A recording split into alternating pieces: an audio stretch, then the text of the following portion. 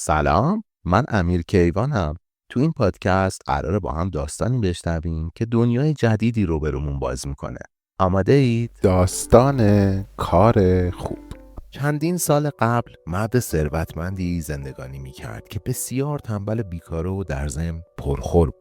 این مرد که همه او را دوک صدا میزدند، روزها در باغ خانه خود کنار گلهای رنگارنگ و خوشبو مینشست و دست به هیچ کاری نمیزد.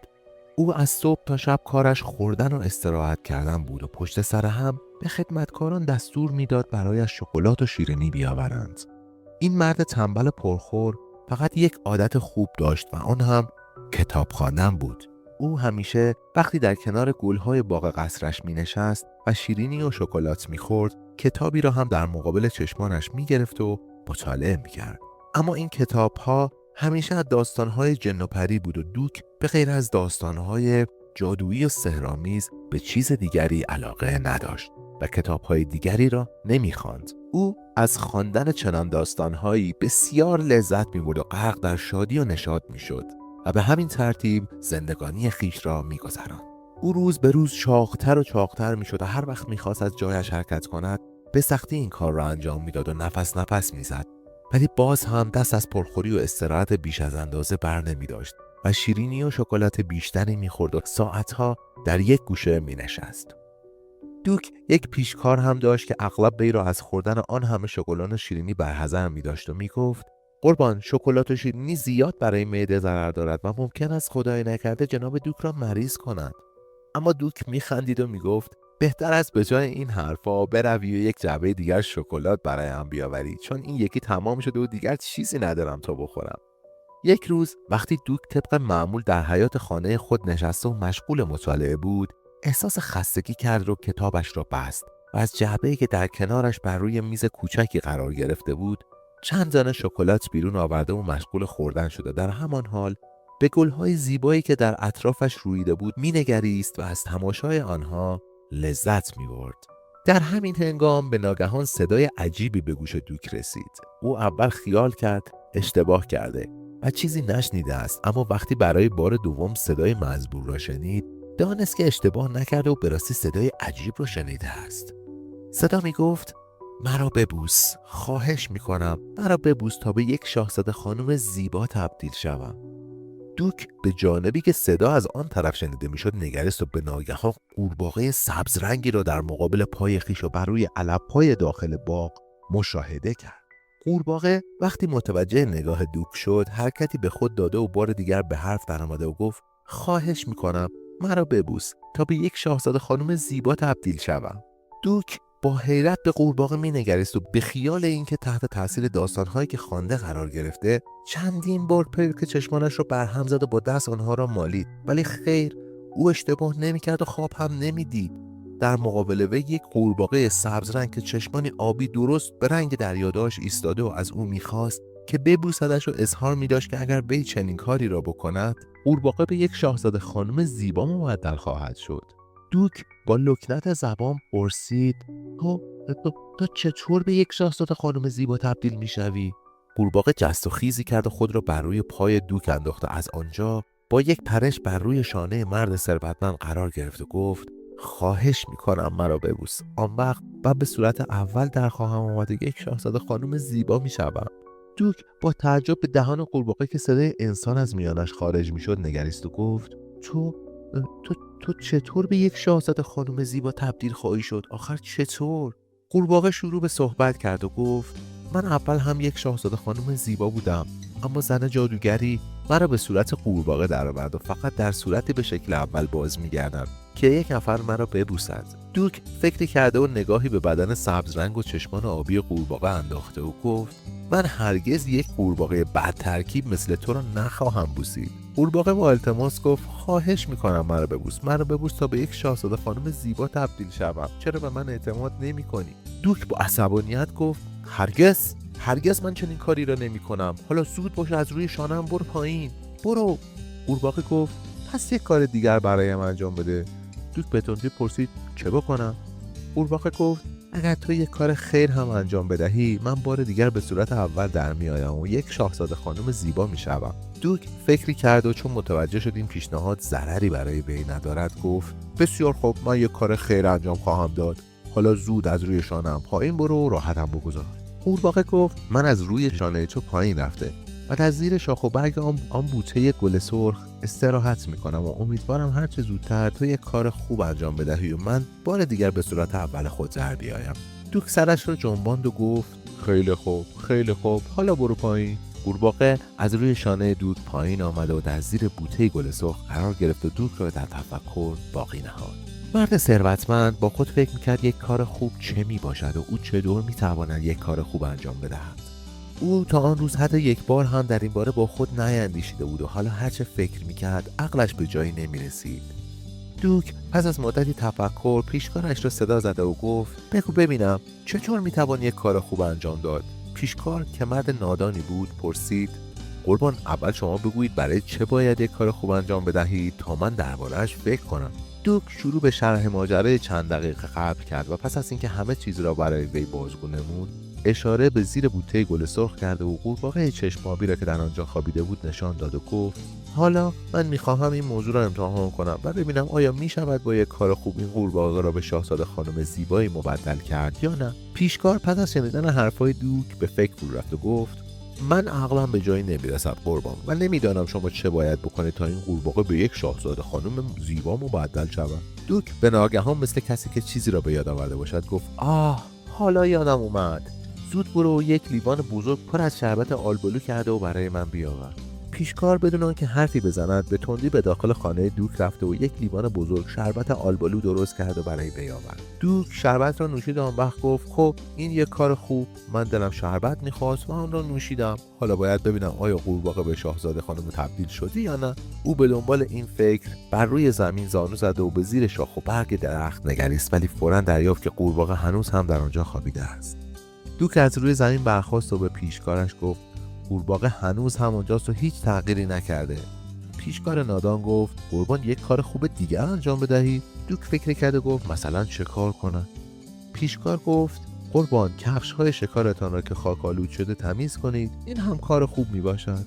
دوک هر دو دستش رو برهم زد و با خوشحالی گفت آفرین، زود برو و آنها را برای من بیاور. پیشکار به چابکی رفته و چکمه‌های شکاری‌اش را که پر از گرد و خاک شده بود آورد و دوک دستمالی برداشته و شروع به پاک کردن آنها نمود و سپس دستور داد برایش آب و صابون بیاورند و آنها را با آب و صابون نیز شست.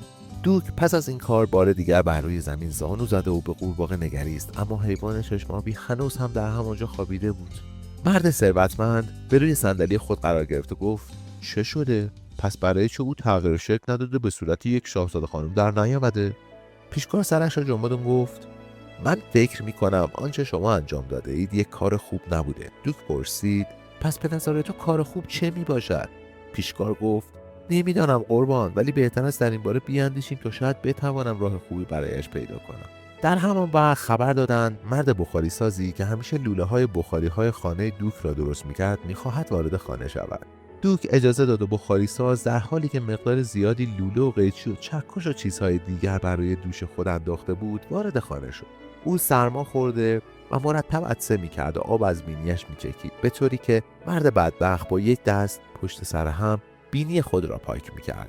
دوک وقتی او را دید که خیلی ناراحت است و به سختی راه میرود گفت هان چه شده استاد؟ برای چه ناراحتی؟ استاد بخاری ساز در حالی که بینی خیش را پاک میکرد گفت حالم خیلی خراب است، به شدت سرما خوردم. دوک سرش را جنباند و گفت داروی سرماخوردگی استراحت است، برو توی آفتاب بنشین و یک قرص بخور تا خوب بشوی. بخاری ساز عطسه کرد و گفت ولی اگر استراحت کنم چه کسی کار خواهد کرد و بخاری‌های خانه شما را تعمیر می‌کند؟ دوک به تندی گفت من خودم این کار را خواهم کرد و تو برو جای من بنشین تا حالت خوب شود. بخاری ساز با خوشحالی اطاعت کرد و لوله و قیچی و حلبی‌هایی را که در دست داشت بر روی زمین نهاده و در حالی که از دوک تشکر می‌کرد به طرف صندلی وی رفت و روی آن قرار گرفت و به استراحت پرداخت. دوک هم وسایل کار او را برداشته و به طرف لوله‌های بخاری رفت و شروع به درست کردن آنها نمود. دوک وقتی دوده های بخاری را پاک می‌کرد تمام سر و صورتش سیاه شد و دانست که آن کار چقدر مشکل است و از اینکه تا قبل از آن لحظه قدر زحمت مرد بخاری ساز را ندانسته و او را با حرفهای خود آزار میداد پشیمان شد. بالاخره پس از ساعتی در حالی که بدنش کاملا کثیف و دوده‌ای شده بود، در حالی که به شدت خسته شده و عرق از سر و ریش جاری بود، کار را رها کرد و به باغ خانه خود بازگشت. بخاری ساز بر اثر خوردن شربت و قرص و استراحت حالش اندکی بهتر شده بود و تا چشمش به ارباب خود افتاد از جا برخاست و او را دعوت به نشستن کرد. دوک بر روی صندلی قرار گرفت و گفت: خب آیا حالت بهتر شد؟ بخاری ساز جواب داد: البته قربان، و حالا احساس میکنم خیلی بهتر شدم. دوک پیشکارش را صدا زد و به وی دستور داد مزد آن روز بخاری ساز را داده و او را روانه نماید و خود خطاب به مرد بیمار گفت: امروز دیگر لازم نیست کار کنی. سفارش کردم مزد را هم بدهند. برو و در خانه‌ات استراحت کن. بخاری ساز از لطف دوک تشکر کرده و به اتفاق پیشکار از آنجا رفت. پس از رفتن آنها، دوک ناگهان به یاد قورباغه چشامی افتاد و برای اینکه بداند او هنوز در زیر بوته گل سرخ قرار دارد یا نه، بر روی زمین زانو زد. اما هرچه به آنجا نگریست، اثری از قورباغه ندید. حیوان از آنجا رفته بود. دوک با تعجب به روی صندلیاش قرار گرفت و خطاب به پیشکار که تازه هر راه رسیده بود گفت: آن اینجا نیست. پیشکار به تندی گفت: قورباغه را می‌فرمایید جناب دوک؟ دوک گفت: بله همان را میگویم. پیشکار لبخندی احمقانه بر لب آورد و گفت: خب حتما به دنبال کار خود رفته است. دوک که نمی‌توانست آن ماجرا را باور کند، حرکتی به خود داد و از جایش برخاست و گفت: شاید حرف تو درست باشد. به هر حال لازم است من به حمام بروم و این دوده ها را از بدنم پاک نمایم تا بتوانم در جشنی که امشب در قصر برپا می شود شرکت کنم. دوک پس از این حرف به راه افتاد و به طرف حمامی که در قصرش قرار داشت به حرکت درآمد.